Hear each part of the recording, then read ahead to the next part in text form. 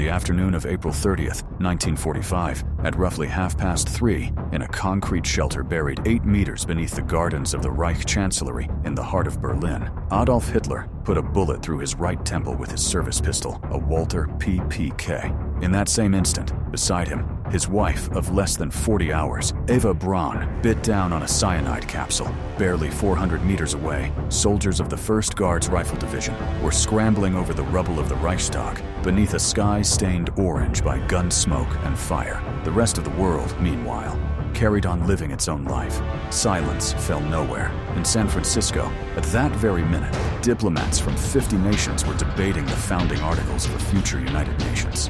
On Okinawa, American soldiers were dying under Japanese artillery fire, unaware that one of the principal architects of the war that had brought them to the Pacific had just taken his own life.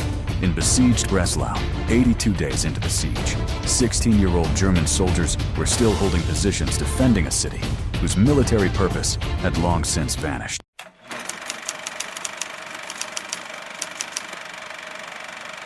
While Hitler lay dying in the bunker, the city above his head presented a scene of almost unimaginable scale. Berlin on April 30th, 1945, could hardly be called a city in any ordinary sense.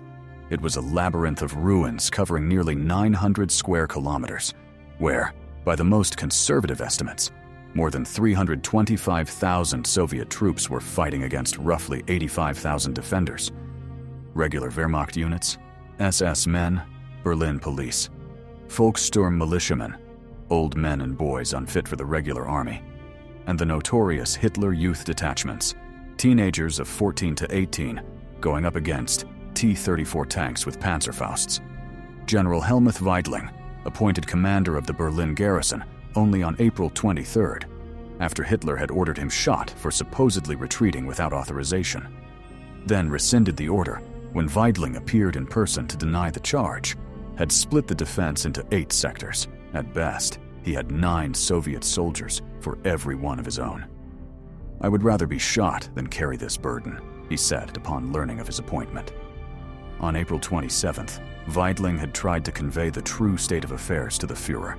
His diary records that at dawn, following a heavy bombardment with strong air support, the Russians attacked on both sides of Hohenzollern-Damm.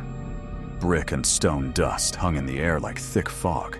The car could barely move. Shells exploded everywhere, and fragments rained down. The streets were riddled with craters and choked with debris. To escape the heavy Russian mortar fire, they took shelter in a metro station, where a 2-story structure was packed with a dense, frightened crowd of civilians. His evening report, he noted, spoke of the suffering of the population and the wounded. Yet Hitler seemed entirely detached, unable to grasp what he was being told. The fiercest fighting that final day raged over the Reichstag, the immense neo-Gothic building, empty since the 1933 fire the Nazis blamed on a communist plot to justify their emergency legislation, had become the symbol of Soviet victory, not for any real strategic value, but because in the imagination of the Red Army, the Reichstag embodied the Nazi regime as no other building could. The internal Soviet inquiry into who first planted the victory flag turned out to be considerably more political than factual. The honor went to Meliton Kantaria, a fellow Georgian of Stalin's, even though his flag actually went up well after others had already been raised. It was a public relations operation staged in the middle of the bloodiest urban battle of the war.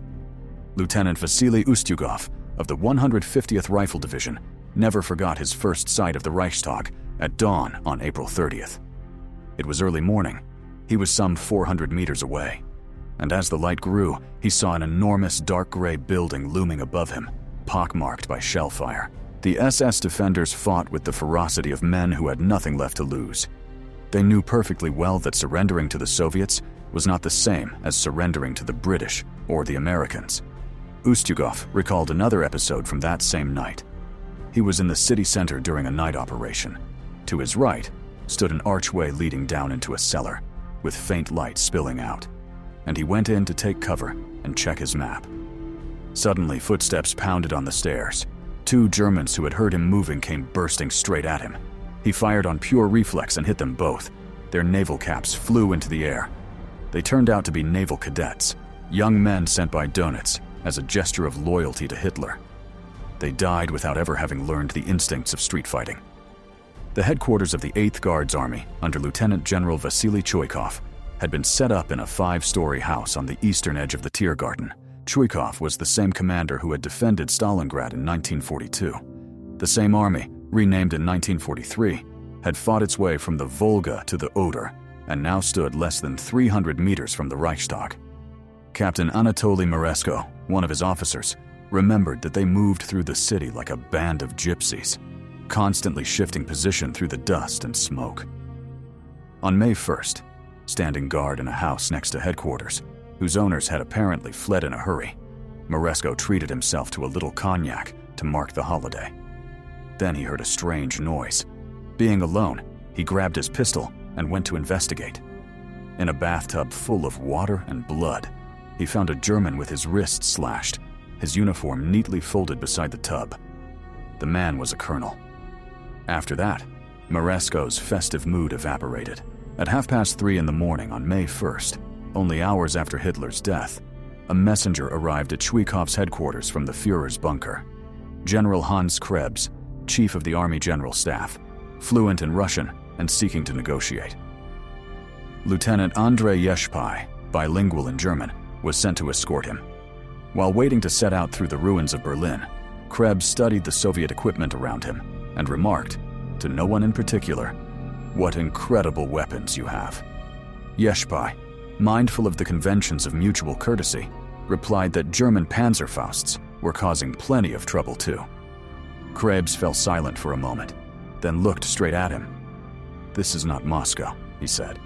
"This is Berlin."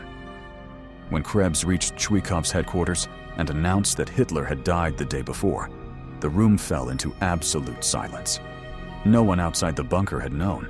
"We know," Chuikov lied, without missing a beat, and everyone present immediately caught the deception. He then stepped out to phone Zhukov, who in turn called Stalin. Stalin's answer was blunt. No negotiations, only unconditional surrender. Krebs insisted a truce was necessary, so the Donetsk government could be sworn in under the terms of Hitler's will.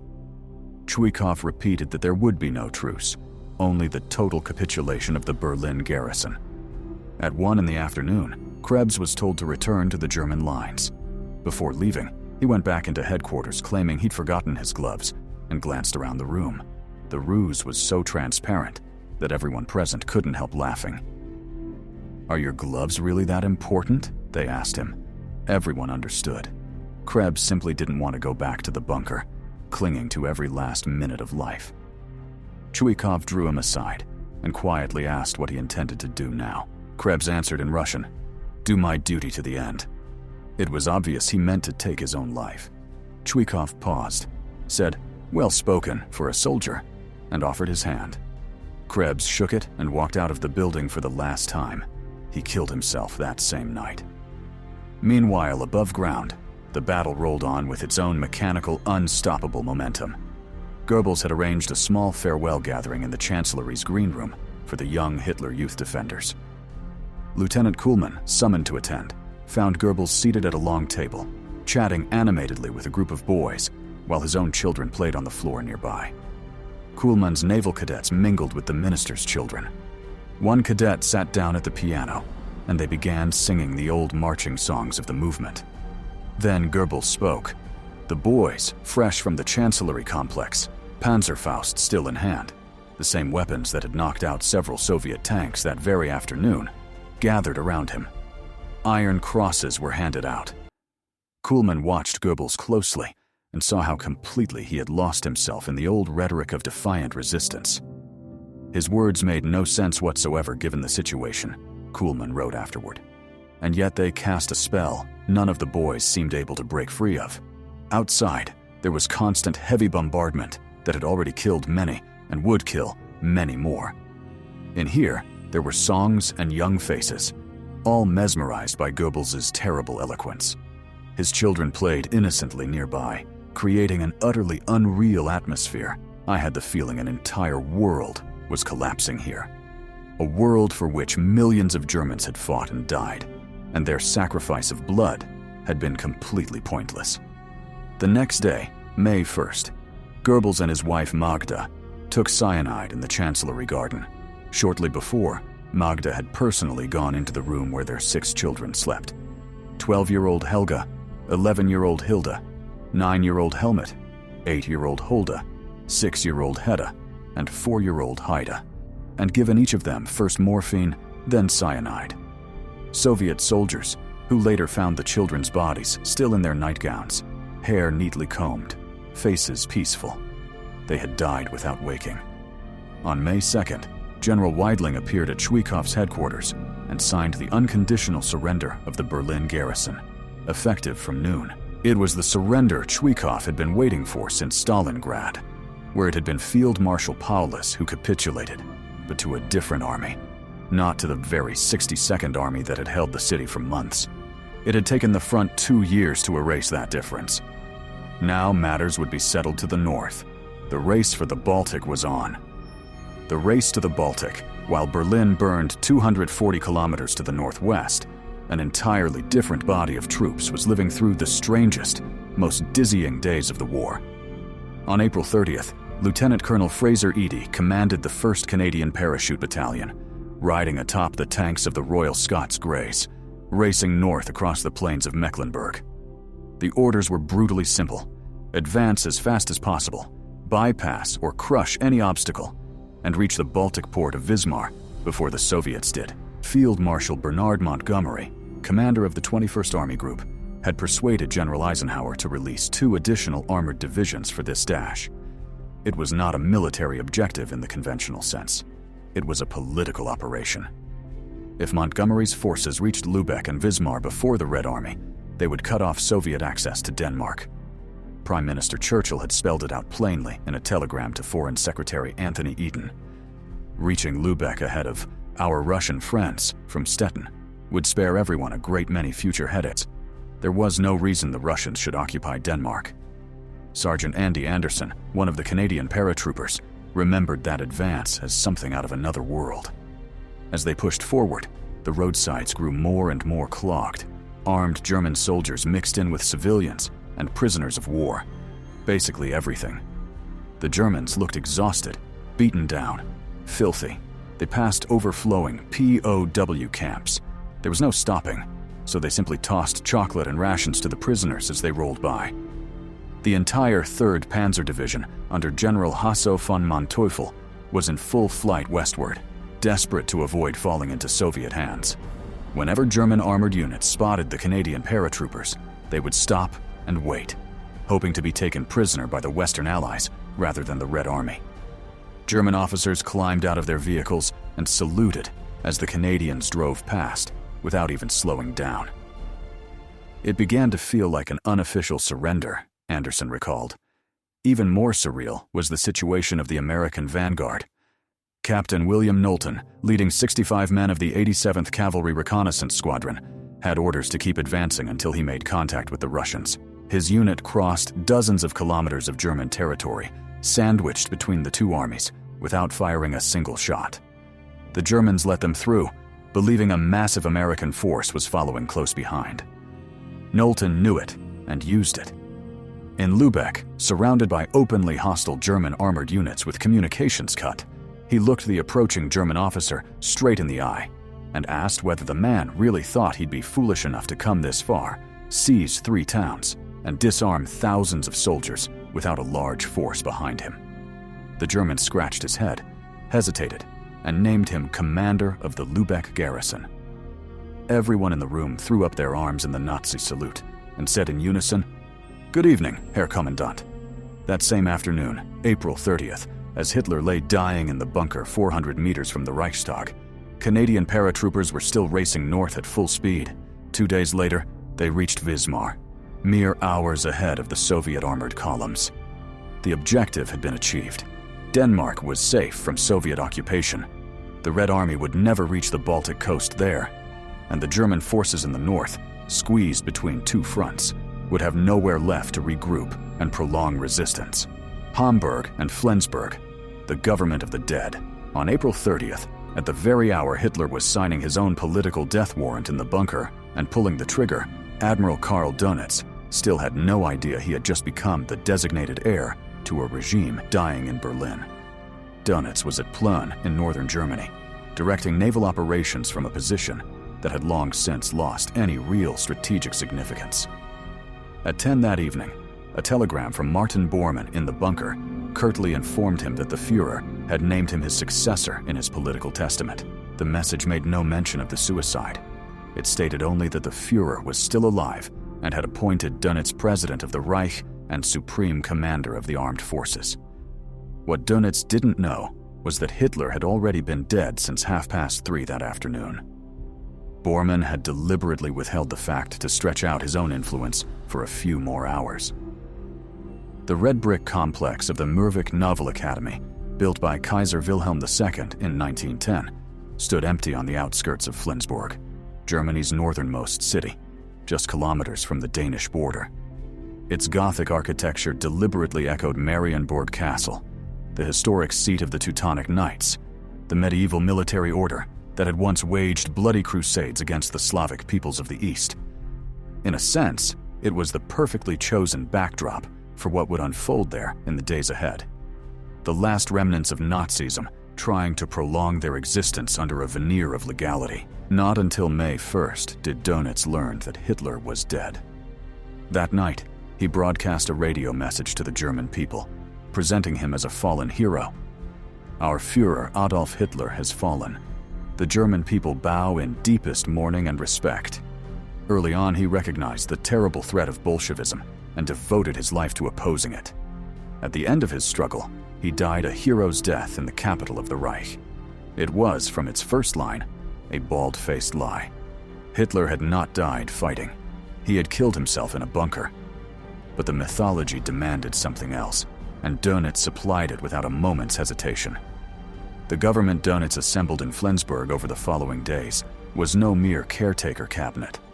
Its chief economic advisor was Otto Ohlendorf, the very man who during the campaign in Russia had commanded Einsatzgruppe D, one of the mobile killing squads responsible for murdering tens of thousands of Jews and Slavs across southern Russia and Ukraine.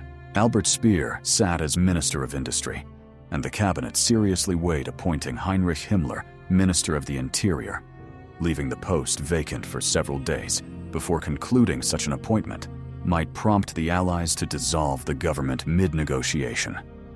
Count Lutz Schwerin von Krosigk was named foreign minister. He had studied law at Lausanne and later at Oxford as a Rhodes Scholar, earned the Iron Cross in the First World War, and in the first days of May 1945, drawing on the same polished eloquence he had cultivated at Europe's finest universities, delivered a series of broadcasts from Flensburg intended to convince the world that Germany had fought a noble defensive war against Bolshevik barbarism. In one of those speeches, he coined a phrase that would go down in history, though not in the way he intended, warning that an Iron Curtain was advancing from the east. The expression had first appeared in a Goebbels article in the magazine Das Reich on February 25, 1945. Krosigk merely popularized it from Flensburg. It was Nazi propaganda, the language of a regime that had just died, trying to survive through the mouths of its heirs. 2 years later, Winston Churchill would adopt the same phrase in his famous speech at Fulton, Missouri, marking the start of the Cold War. Dönitz's strategy was simple and ruthless. Negotiate as many partial surrenders as possible with the Western Allies, buying time for German soldiers and civilians to flee west and escape the Soviets. Surrender in the west, keep fighting in the east. Hamburg would be handed to the British on May 3rd as a goodwill gesture. That same day, Breslau, under Red Army siege for 82 days, would be ordered to keep resisting. The total destruction of that city and its population was to continue. By May 9th, the Flensburg government was still standing. It would survive another 2 weeks before British troops finally moved in. On May 23rd, the entire administration was arrested. Himmler, who had stayed nearby trying to exert influence from the shadows, was detained and killed himself while under interrogation. Breslau, the city that died for nothing. 185 kilometers southeast of Berlin, the city of Breslau had been under siege for 82 days by the time Hitler died. The siege had begun in February 1945, when the Red Army closed its grip on this Silesian city Hitler had designated a fortress, despite its having no natural defenses to justify the term. turning Breslau into a bastion, had already cost the lives of thousands of civilians forced from their homes in the bitter January cold and marched west.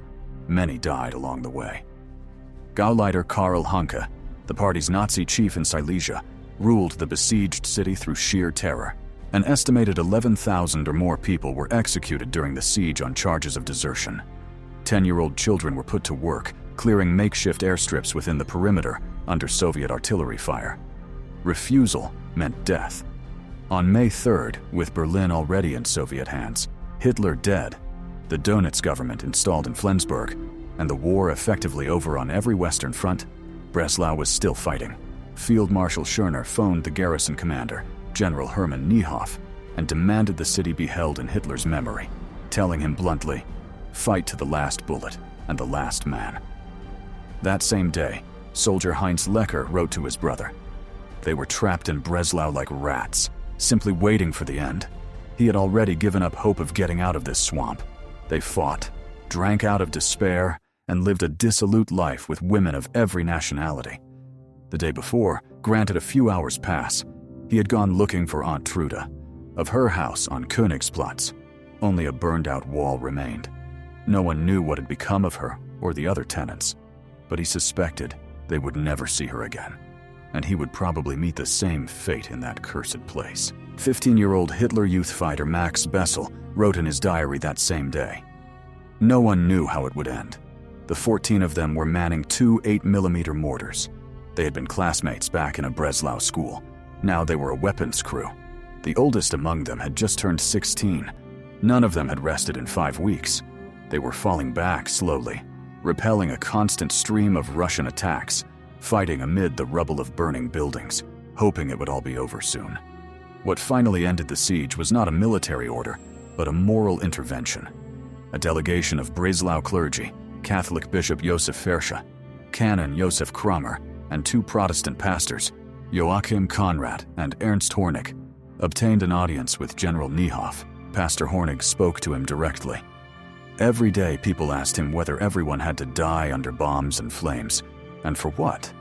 Faith in the party was fading day by day. People no longer saw any point in defending Breslau. Could he, under these circumstances, answer to God for continuing the defense of the city? Silence filled the bunker. Niehoff kept his head bowed for a full minute, then looked up at the clergyman. "Your concern is my concern," he said. The next day, he cut all telephone lines to Schörner.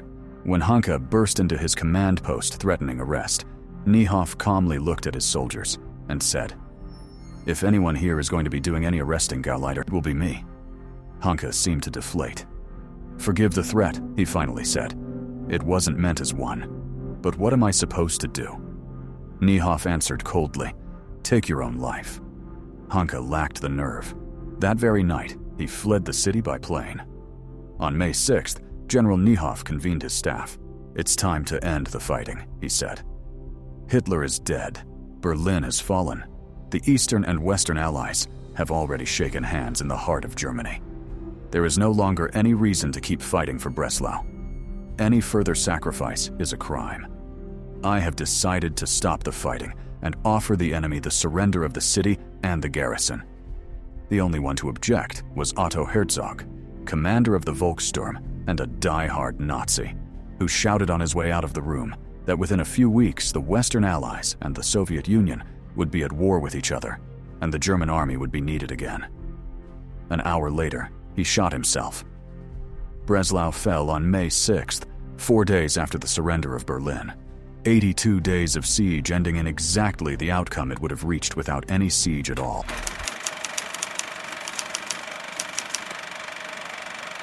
The collapse of the German Northern Front on April 30th was not a series of orderly engagements, but chaos of almost biblical proportions. Major Erich Mender of the Wehrmacht's 102nd Infantry Division awarded the Knight's Cross in January 1945 for organizing a retreat that allowed more than 10,000 civilians to escape the Red Army in East Prussia, described it plainly. Everything collapsed on April 30th. A Soviet armored thrust from the southeast overran their positions and reached the outskirts of Rostock. The main escape route was cut, and a mass of infantrymen scrambled aboard whatever trucks and jeeps remained, trying to find another way out. Mender and his men eventually reached the port of Warnemünde, only to find the remaining ships already crammed with refugees. The men had to stay on the dock. Then came a sudden new wave of people. About 500 skeletal figures in prison clothing, escapees from a nearby concentration camp. The two groups stared at each other in tense, uneasy silence. In the small town of Demmin, in Mecklenburg, one of the least-known tragedies of those days unfolded. On April 30th, a Soviet advance column from the 65th Army and the 1st Guards Tank Corps reached the outskirts. At midday, a white flag went up on the church tower, and 3 Soviet negotiators approached the anti-tank ditch, promising to spare the civilian population if the town surrendered without a fight. Soviet General Mikhail Panov, commander of the 38th Tank Brigade, had that very morning issued orders to all his officers, warning against looting and demanding disciplined conduct. But an SS detachment opened fire on the negotiators, killed all 3, then withdrew through the town, blowing up the bridges behind them. Demmin found itself trapped between the Peene River to the north and west, and the Tollens to the south. When Soviet troops entered in response, Hitler youth fighters opened fire on them. In retaliation, Russian soldiers doused buildings with gasoline and set parts of the town ablaze. Nazi propaganda about Bolshevik atrocities had thoroughly saturated the local population, and panic set off something unprecedented: a mass wave of suicides. Entire families took their own lives together, some by gun, some by razor, some by poison, many by drowning in the rivers. Others, watching the town burn, simply fell into despair. By May 1st, more than 900 people had died this way in Demmin alone. This was no isolated case. The genuine brutality of the Red Army, as it advanced through eastern Germany, robbery, rape, arson, was documented with growing alarm by Soviet commanders themselves. The military prosecutor of the Guards of Marshal Zhukov's First Belarusian Front, Major General Yakhanin, prepared a report in early May, noting that violent crimes against the civilian population had diminished considerably, but that looting and rape remained a serious problem. He cited specific cases. A Soviet lieutenant named Enivatov had been arrested drunk in the middle of committing house-to-house rapes in Berlin's suburbs. Soldiers Ivanov and Manangov had been caught raping a series of women, one of whom, gravely ill, was still recovering from an earlier suicide attempt following a gang rape. A Sergeant Dorokin had held a pistol on the parents of a 15-year-old girl and raped her in front of them. Yachenin admitted frankly that there were many more such cases. But there was another side to the story, too. In the small town of Greifswald, Colonel Rudolf Petershagen assembled emissaries and negotiated directly with the approaching Soviet command, with University Rector Karl Engel acting as go-between. At 3 a.m. on April 30th, a meeting took place with Soviet General Porfiry Borodin, and the surrender was agreed upon. At 11 that morning, the first Russian tanks rolled in, and Greifswald surrendered in orderly fashion. The isolated looting on May 1st was jointly managed by German police and Russian command, with checkpoints staffed by both sides at agreed intersections. Greifswald survived intact. The contrast was stark. The very same troops, the very same soldiers, could behave in wildly different ways depending on the quality of command, the presence of alcohol, and whether they were met with gunfire or a white flag. The Baltic. The tragedy of the Cap Arcona. On April 30th, 1945, several ships lay at anchor in Lubeck Bay, beneath a gray Baltic sky.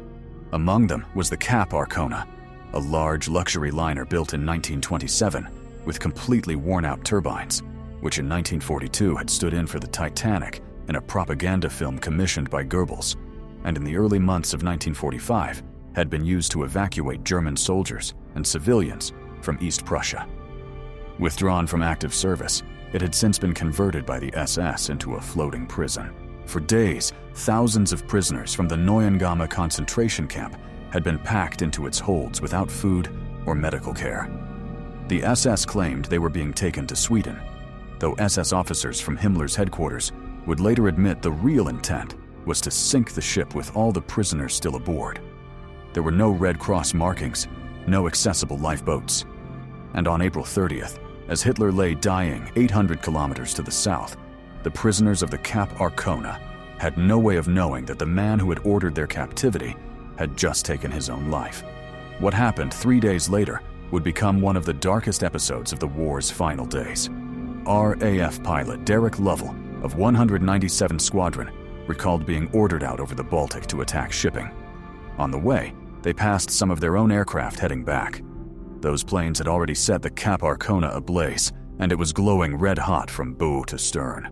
British intelligence had received reports that the Germans were massing ships in Lübeck Bay to flee to Norway, with Nazi officials escaping Berlin.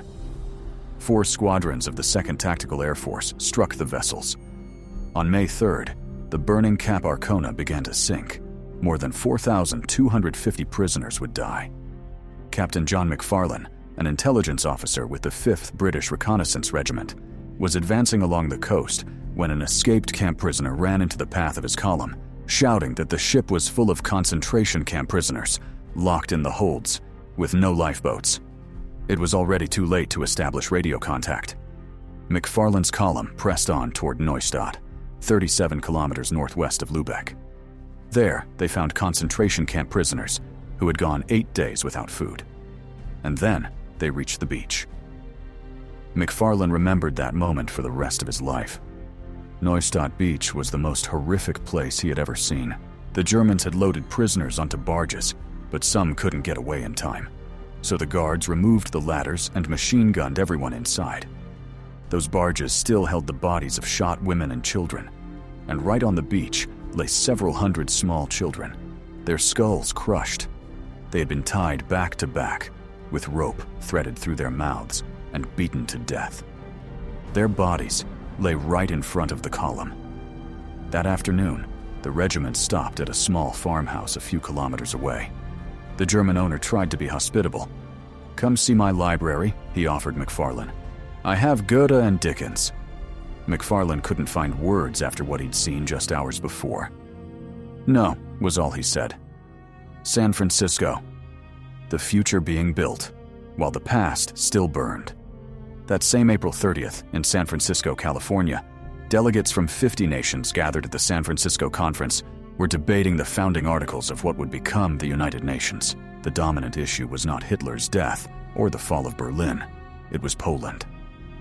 The conference had opened on April 25th, the same day Soviet and American troops linked up at the Elbe near Torgau, a photographic moment that traveled the world. Soviet Lieutenant Alexander Silvashko and American Lieutenant William Robertson embracing beneath a banner reading "East meets West."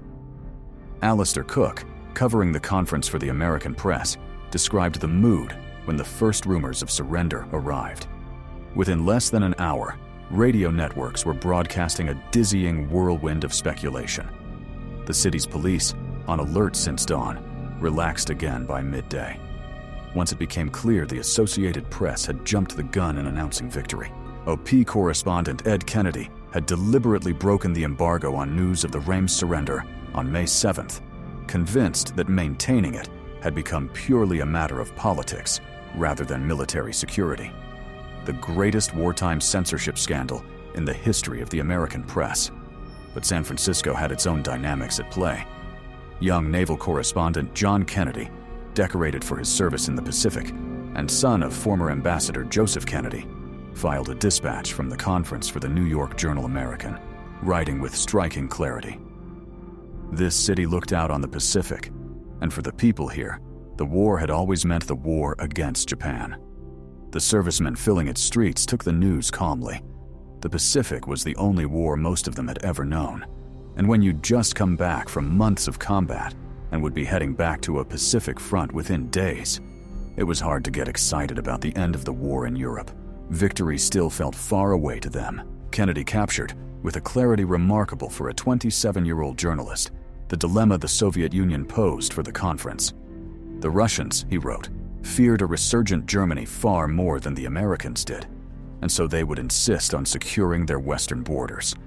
No government hostile to Russia would be permitted in the states bordering Soviet territory.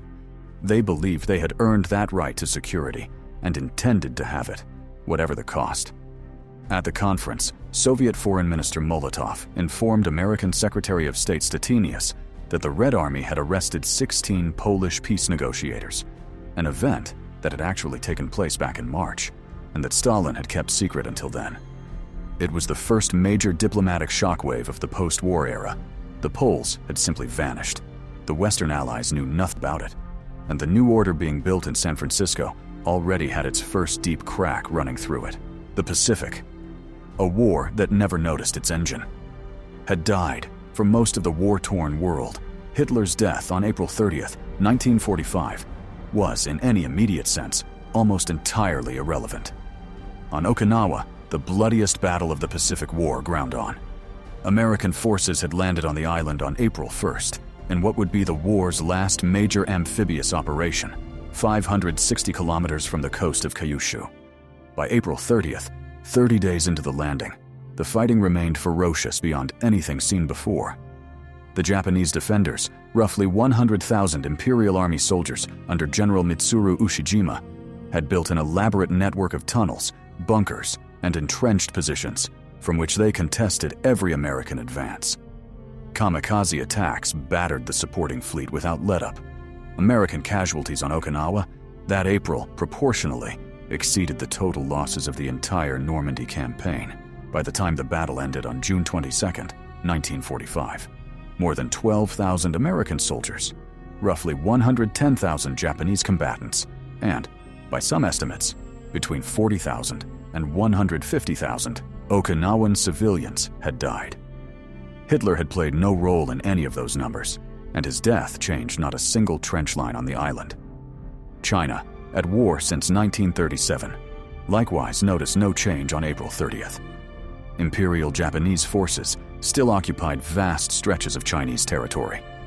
Tensions between Chiang Kai-shek's Kuomintang and Mao Zedong's communist forces, who were cooperating only precariously in the resistance, already foreshadowed the civil war to come. For a peasant in Hunan, or a soldier fighting in the mountains of Yunnan, news that a European dictator had shot himself in a concrete bunker changed absolutely nothing about the reality of daily life. In Burma, on April 30th, British General William Slim had spent weeks executing one of the most brilliant envelopment maneuvers of the war, the capture of Rangoon. The 14th British Indian Army was racing south, trying to beat the arrival of the monsoon, which within weeks would make movement all but impossible. Rangoon would fall on May 3rd. For those soldiers, many of whom had already spent 3 or 4 years in the Southeast Asian theater, the war remained everything they had ever known. In Indochina, Japanese occupation continued, so too in Indonesia. In Korea, occupied since 1910, Japanese rule remained absolute. In the Philippines, where General Douglas MacArthur had dramatically returned in October 1944, and the liberation campaign was still underway, the war felt exactly as real as it had the day before. Japanese Admiral Toyoda Soemu, Commander-in-Chief of the Combined Fleet, received no urgent message from Tokyo on April 30th, demanding any change of strategy because of Hitler's death. No one in the Japanese Imperial General Staff even thought the event warranted an emergency cabinet meeting. Germany had been an ally, one that had supplied Japan with naval technology and secret communications channels. But Japan's war was Japan's war, and it had been fighting alone in the Pacific for years already. The Japanese Empire had only 3 months left to live after that April 30th. The atomic bomb would fall on Hiroshima on August 6th, on Nagasaki on the 9th. Formal surrender would be signed on the deck of the battleship USS Missouri in Tokyo Bay on September 2nd. But all of that still lay ahead.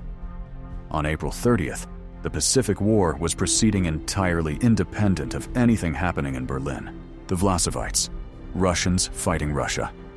Among all the secondary players in those May days, none embodied the war's moral ambiguity, quite like the so-called Russian Liberation Army.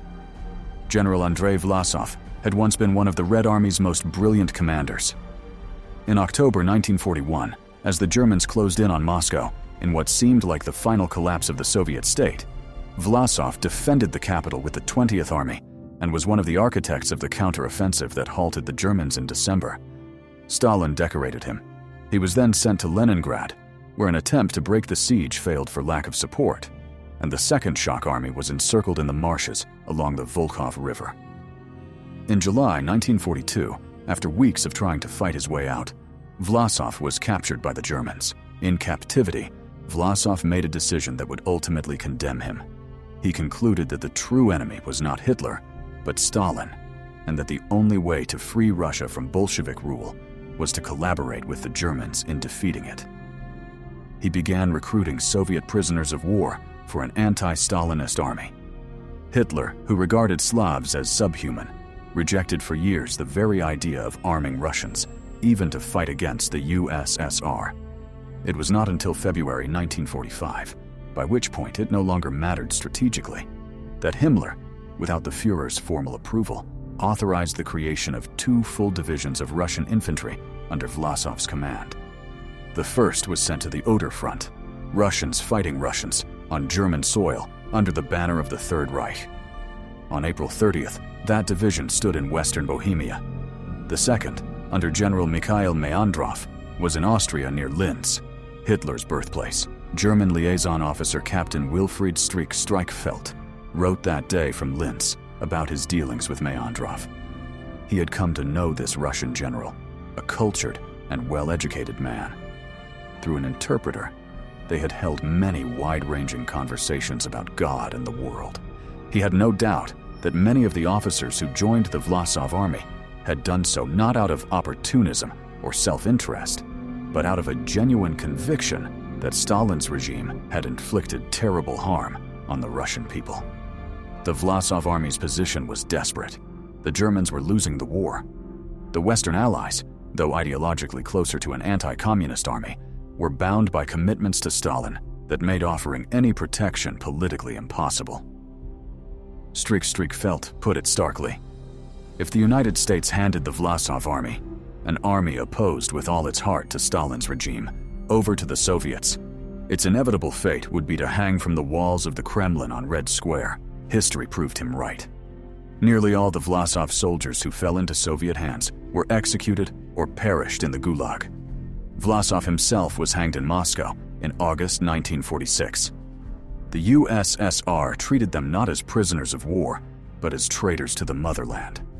But before that end came, the 1st Division of the Vlasov Army would do something no one expected. It would help save Prague. Prague, a city fighting alone. On April 30th, 1945, at the very moment Adolf Hitler was shooting himself in the Berlin bunker, Prague remained the only major European capital still under German occupation. And that same day, SS Obergruppenführer Karl Hermann Frank broadcast a message that would be seared into the memory of everyone who heard it. Any attempt at uprising would be drowned in a sea of blood. Frank knew a great deal, that several Red Army fronts were converging on Bohemia, that General Patton had American forces just 90 kilometers away, at Pilsen, that the city's population had been simmering for weeks, and that in the forests north of Prague was camped the 1st Division of the Vlasov Army, anti-Stalinist Russians fighting under the German flag, whose loyalty, at this final moment of the Third Reich's collapse, was an unknown quantity no one dared to calculate. For all these reasons, Frank ordered the streets cleared, instructed police and army units to shoot anyone who disobeyed, and hurled his warning into the airwaves with the same certainty with which he had, 6 years earlier, organized the destruction of Lidice. But the gap between that threat and catastrophe was already measured in hours, not weeks. In the headquarters of the Czech officers who had been preparing an uprising since winter, General Karl Kutelwasser commanded the effort inside the city. General František Slunečko commanded the suburbs.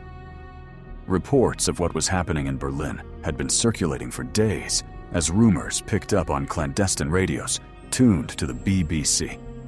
No one yet knew for certain that Hitler was dead, but the speed of the Soviet advance from the north and the evident paralysis of the German command in the city spoke for themselves.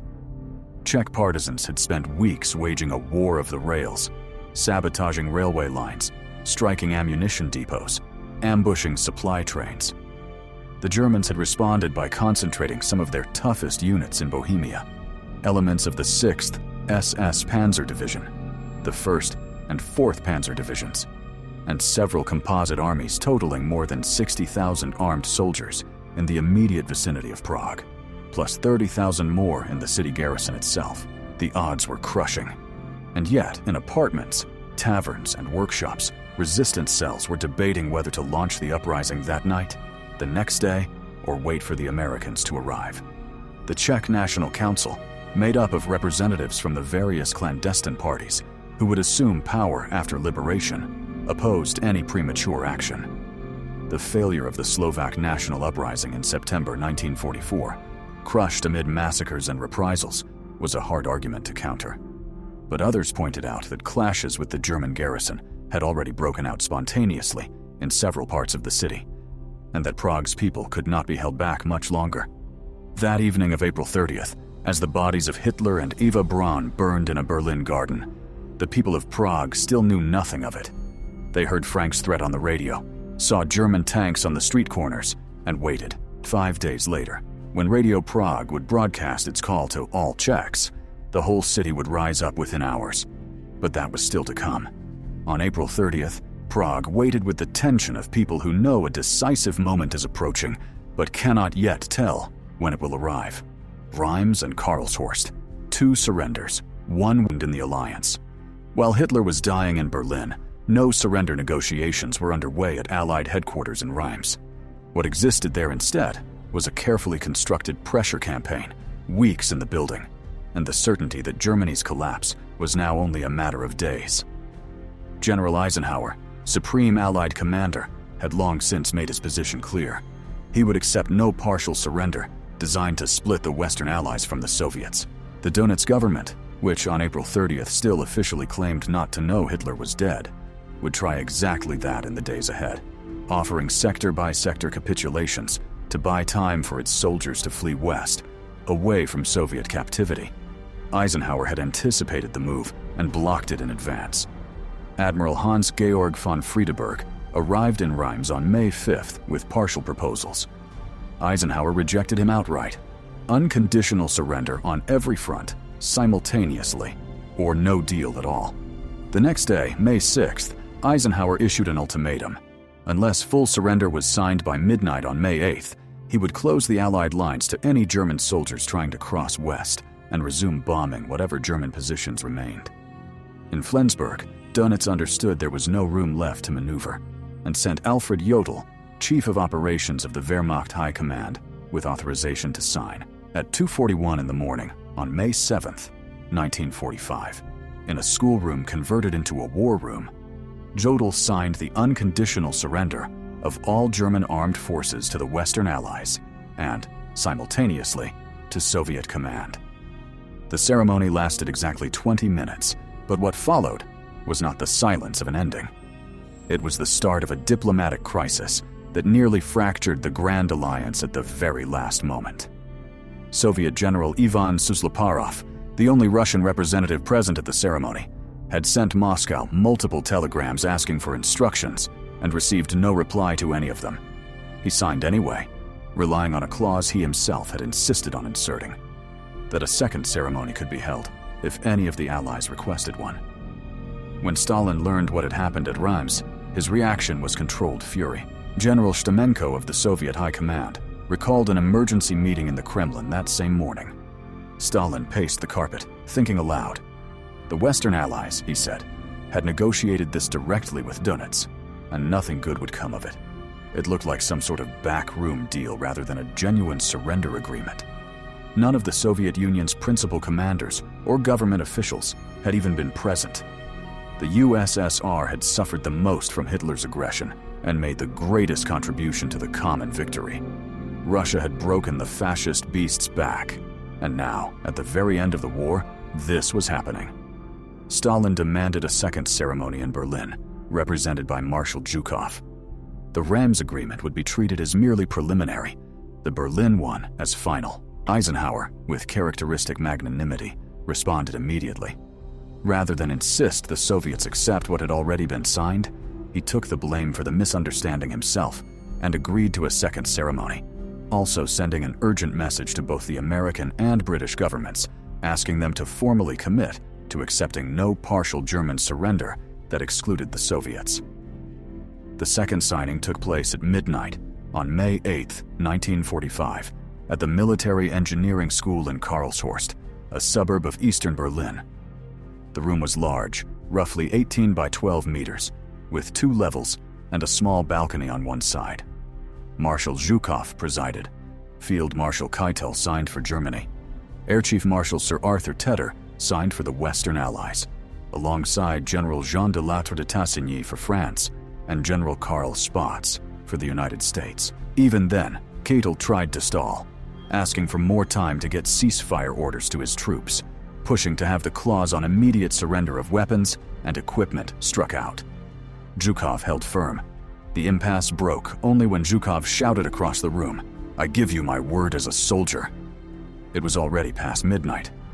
War correspondent Kay Summersby described the moment of signing. The field marshal carefully removed a gray glove before picking up the pen. He looked with contempt at the bustling journalists, then scrawled his signature as though he wanted to be rid of the dirty business as quickly as possible. Zhukov then gave the order to clear the room. The Nazis rose as though on parade, Keitel raising his baton in a brief final salute. They left the room with an exit as dramatic as their entrance had been. What followed was a 4-hour banquet, with an orchestra playing on the balcony. 29 individual toasts, cold dishes, seafood, pastries, and vodka.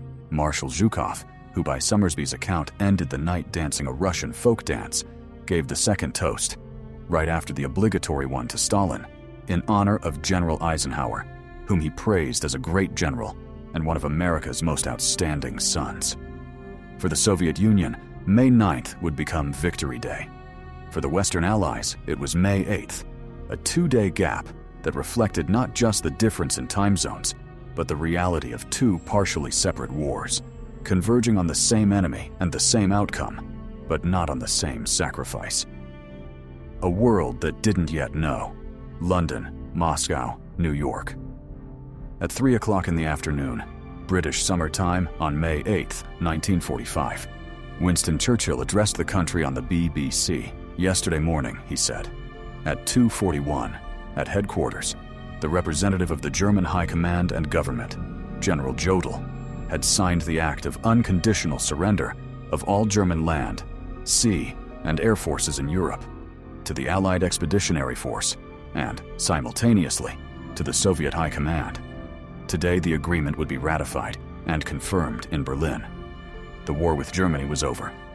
As Churchill spoke those final words, a roar with no precedent rose from the windows overlooking the crowded stretch of Whitehall. From radios switched on in hospitals, homes, workshops, factories, and from loudspeakers set up in streets across the whole of Great Britain. At Paddington Green Hospital, a volunteer nurse was holding a little girl's hand at the moment Churchill spoke. When the broadcast ended, the girl asked what it meant. The nurse answered as best she could. It meant the girl would see lights on again in the streets and windows lit up at night, and that she would never hear a siren again. The girl looked at her with utter disbelief. "Never again a siren," she repeated quietly, unable to take it in. Writer Molly Panter Downs, the London correspondent for The New Yorker, captured the character of that day precisely. When the day finally came, it was unlike any other anyone could remember. It had a flavor all its own, a spontaneity that gave it something of the quality of one enormous, joyful village fair. And she added, with characteristic nuance, that all day long the deadly past lay just beneath the surface of the beautiful, safe present for most people. There were no celebratory sirens. The government had ruled them out, fearing they would stir up too many painful memories for people who had heard those same sirens announce bombing raids for 5 straight years. Instead, church bells rang out across England, tugboats on the Thames sounded their horns, and airplanes flew over London, dropping colored flares over the crowds. In Stonyburn, a small town in West Lothian, Scotland, William Peyton described the celebrations. The town was decked out in flags. There was singing, dancing, and a procession. The festivities paused at 9 that evening to hear the king speak. That night, bonfires were lit on every corner, and people sang until the early hours. King George VI spoke at 9 that evening. For those who heard it, it was his finest speech. With an emotion that broke through his habitual stammer, he said, "Today we give thanks to Almighty God for a great deliverance." Speaking from the oldest capital of our empire, battered by war, but never for a moment discouraged or intimidated, he asked the nation to join him in that act of thanksgiving, and to remember those who would not return. In Moscow, May 9th was Victory Day, as Soviet citizens learned the war had ended only at that moment, not a day earlier. The ram's signing had never been reported to the Soviet public. As far as Russians were concerned, it might as well never have happened. What mattered was Karlshorst, Zhukov, Berlin. Journalist Nina Koshova had written to a friend from Moscow on May 1st. She sent her best wishes for the holiday. For the first time in years, everyone in Moscow was genuinely happy. Joy was everywhere. The previous night, all blackout restrictions had been lifted in Moscow, and the city was now bathed in light. It was the second night she hadn't had to lower her blackout curtains. The room looked different, bright and welcoming. On May 9th, that returned light was celebrated with hours of fireworks, artillery salutes thundering across the capital, and streets filled with people hugging, weeping, and singing. It was the victory of a people who had lost 27 million of their own, soldiers and civilians, in the most destructive war in their history. In New York, news of the surrender set off celebrations in Times Square that the next day's papers would describe as uncontrollable. Thousands of people blocking traffic, confetti raining from the buildings, strangers embracing. CBS tried to keep its composure on air. It is obviously a fact, but it is not official. Official is official. And there, for all purposes of absolute definition, goes the day we thought should be called VE Day. Down in the Louisiana bayou, Anne Ralph was on a train when she heard church bells ringing in the small towns they passed through. She had no idea what was happening until the train stopped, and someone told her the war in Europe had ended. In New Orleans, people literally danced in the streets, sang, jumped in and out of fountains. It was like Mardi Gras. Soldiers at the end, the silence of those who fought. But on the front lines, among the men who had lived the war up close, the reaction was very different. Lieutenant William Preston of General Patton's 65th Infantry Division wrote to his brother from Germany. The war in Europe was over, though he could hardly believe it. It felt like only yesterday they'd seen their first action at the Siegfried Line. On VY Day, he had sat by an open window and watched thousands of German soldiers, thousands of them, filing past on their way to a POW camp. He had no idea how people back home were reacting. Over a patched-together radio, they'd heard about confetti and streamers falling from New York buildings, about wild celebrations in the streets of London. But the frontline troops did not celebrate. Most of the men simply read a line in the division bulletin that said something like, "glad," and walked away. Maybe things felt different inside them, or maybe they were just too tired, or thinking of home, or of comrades who hadn't lived to see the victory. Corporal Tom Renouf of the Black Watch, 51st Highland Division, who had fought all the way from the Normandy beaches to Bremerhaven, recalled that when they were told the war was over, at first it simply didn't sink in. They had been living day to day, just trying to survive.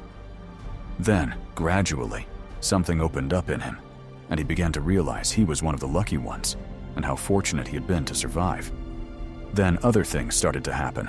He stopped listening for incoming bullets and mortar rounds, stopped scanning for enemy positions that might open fire, stopped smelling cordite from exploding shells. It had all vanished, and in its place, he found himself listening to birdsong, smelling flowers, taking in the scenery, simply looking at the beauty of the world. What a contrast, he said, from one extreme to the other. He felt as though he'd been born again. Lee Dickman of the 11th Field Company, South African Engineer Corps, was near Klagenfurt in Austria as midnight fell between May 8th and 9th. He described it in language no official chronicler could ever have invented. Somewhere, he said, some god had said, "Let there be light again." And there was light. Searchlights swept across the sky like magic wands. Parachute flares, bright white, drifted slowly down. Star shells tore flashes of flame across the sky. Colored lights arced in red, green, and orange. Tracer rounds dropped red necklaces into the cupped hands of the night. Everyone was firing anything that would explode up into the sky in an outpouring of joy, relief, and hope. He walked slowly through the darkness of that small Austrian town. Golden drops of light spilled at his feet as blackout curtains were pulled back. Shutters burst open. Street lamps flickered, wavered, and finally burned bright and steady. He thought of comrades who had died at his side, the horror of falling bombs, the grim surrender of a disillusioned German soldier, and thanked that nameless God that he, however small his part, had helped banish the evil that had darkened Europe for so long. It was VE Day. The killing had stopped. He could go home.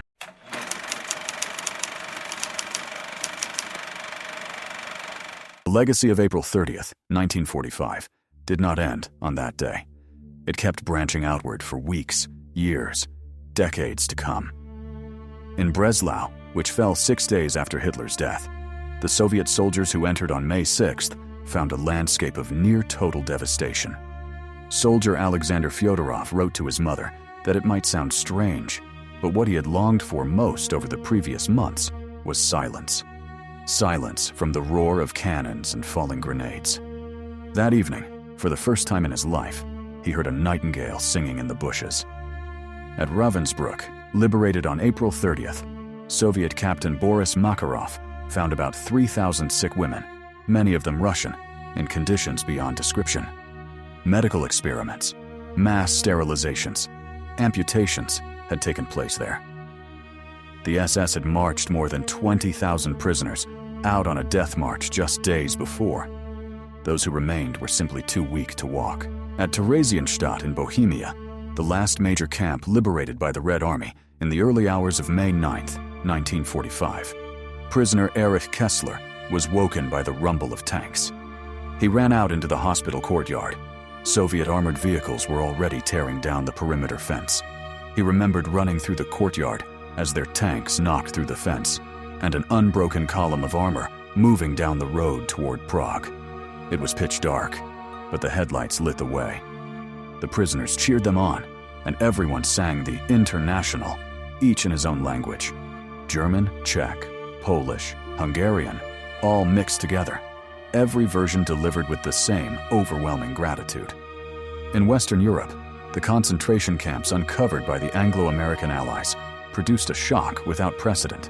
Bergen-Belsen, liberated on April 11th by the 11th British Armored Division, held 60,000 inmates in states of extreme illness and malnutrition, with another 10,000 corpses scattered across the compound and in open graves. Dachau, liberated on April 29th by troops of the 42nd and 45th American Divisions, left soldiers in a state of shock. An abandoned freight train sat with dozens of cars, and inside, hundreds of bodies. Lieutenant Colonel Felix Sparks of the 45th Division recalled that even battle-hardened veterans became deeply distressed. It took roughly half an hour before he could restore order and discipline. The liberation of these camps was, at the same time, the starkest possible demonstration of what the war had actually been fought over. Sergeant Trevor Greenwood of the 9th Battalion, Royal Tank Regiment, stationed in the German town of Suelta, wrote to his wife in late April about a painting he'd found in an officer's room in a German house. At first glance, it seemed an ordinary landscape, silver birches and flowering heather. But on closer inspection, something about the horizon line was off. That irregularity, he wrote, turned out to be an entire concentration camp. The watchtowers with their machine guns were clearly visible, along with the searchlight towers for nighttime use, the barbed wire fence enclosing the prisoners' wooden huts, and, set apart, the more imposing brick buildings for the staff. The painting was solemnly destroyed by the officers. April 30th was also the day the 30,000 survivors of Dachau, those still alive, began to grasp that they had actually survived. Engineer Donald Jackson described the work of clearing the camp of the dead. They used carts to pile up the bodies and forced German civilians to do the loading. It was a deliberate act of moral confrontation. The very towns that had ignored or tolerated these camps for 12 years would now have to look, with their own eyes, at what had been done in their name.